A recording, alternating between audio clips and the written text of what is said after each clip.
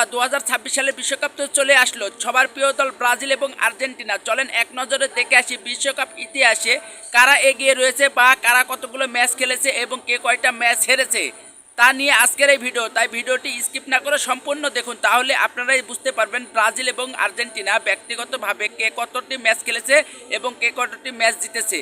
চলেন বন্ধুরা এবার দেখে আসি। ব্রাজিল বিশ্বকাপ ইতিহাসে মোট ম্যাচ খেলেছে 110টি, যেখানে আর্জেন্টিনা বিশ্বকাপ ইতিহাসে মোট ম্যাচ খেলেছে 87টি।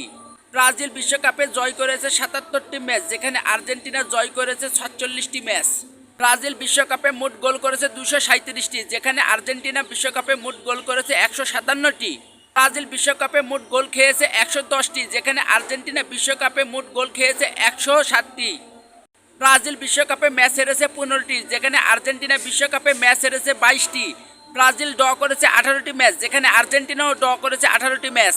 বন্ধুরা এরকম ভিডিও আরও পেতে চ্যানেলটি সাবস্ক্রাইব করে আমার সঙ্গে থাকুন, আমি নিয়মিত এরকম ভিডিও আরও আনবো।